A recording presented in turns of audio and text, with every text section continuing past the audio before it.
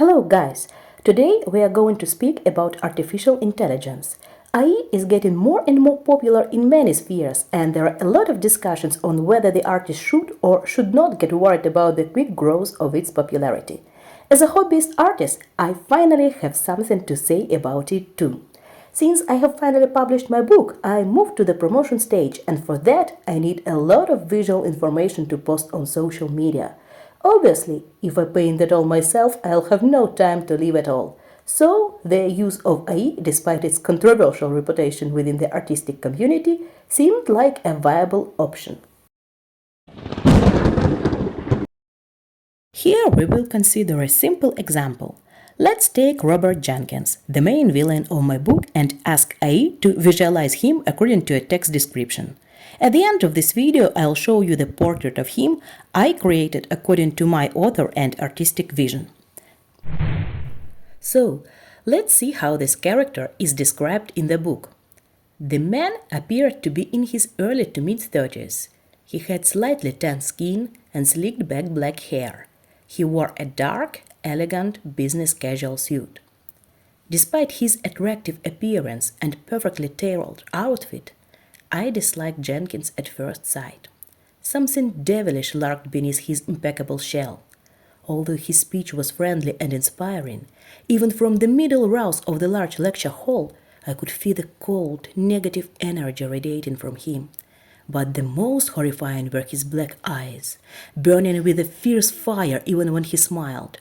Fear gripped my heart, and my mind instantly willed me to stay away from him. Let's transform this into a query for the AI generator. Gorgeous, but devilishly looking 30 years old businessman in a dark gray suit. His hair is black slicked back, his eyes are black. Background, office in gold tones. That's what I received after experimenting with different AI models and settings.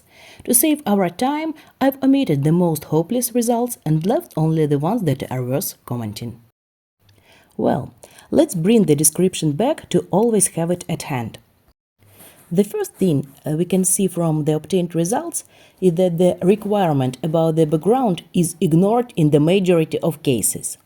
Now let's look at the results more closely. If any of these guys is 30 years old, then I'm truly sorry for him, since he seems to have a pretty stressful job. I like this one though. He conveys the needed devilishness, although it seems to be reached mostly by means of lighting that doesn't really match the technical task. Now these two. Well, it's written nowhere that Jenkins is not Asian, but it's just not how I imagined him. This Asian guy does look like someone evil, maybe a mafia guy, but I don't feel the needed devilish vibe. And to me, he looks a bit older than I would like him to. What about that dark-skinned guy? It's not his dark skin that's bothering me, but his generally soft features that don't look devilish enough. Moreover, his problematic fingers make me crave to hit an unsee button. These two guys are pretty lovely, and that's the main problem. None of them gives me goosebumps and the needed chill down the spine. So no, it's a no from me. Well, here. The guy to the right is kind of okay, but he is not perfect. His hair is touzled, his forehead is too high, and in general he looks tired, as if he's had a hard week and a few sleepless nights. The guy to the left kind of matches the description, even the background. However, I would like Jenkins to be cleanly shaved. Consider it a whim. The guy to the left is kind of hot and radiates the needed dangerous vibe. However, there are a few things about him I don't like. First, he looks a bit too tall and his figure is somewhat disproportional. His pants are too tight, which makes me want to edit them. And again, his facial hair. Nothing wrong with that, but Jenkins should be perfectly shaved. The guy to the right is good.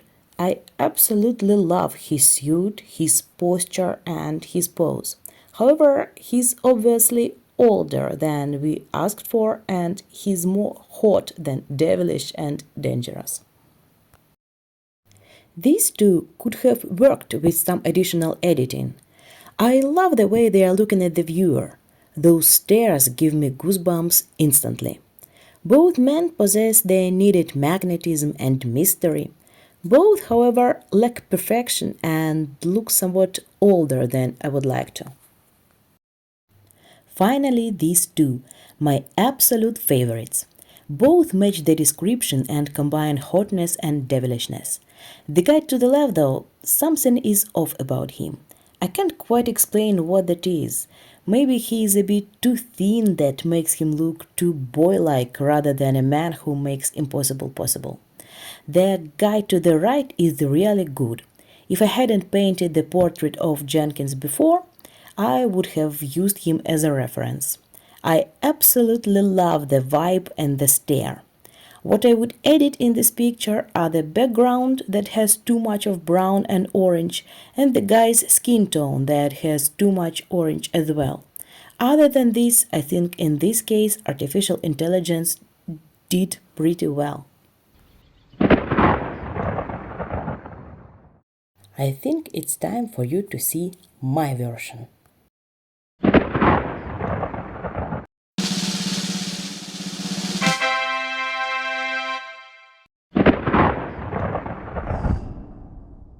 That's how Tyra describes her first meeting with Robert Jenkins. Fear gripped my heart, and my mind instantly willed me to stay away from him. However, my body's reaction was completely unexpected. With just one glance at Jenkins, a shiver of excitement ran through me. The longer I looked at him, the stronger the excitement grew.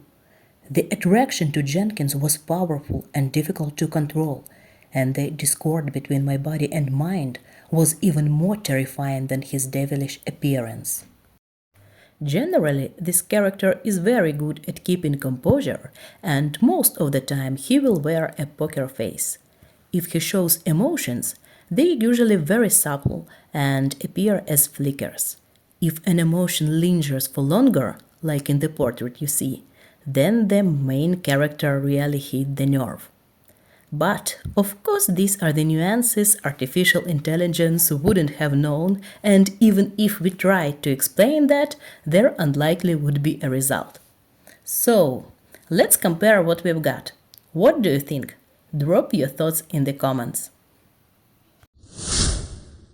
In conclusion, I'd like to say that if you need a lot of visual information and are short on time and budget, AI-generated stuff is a viable option.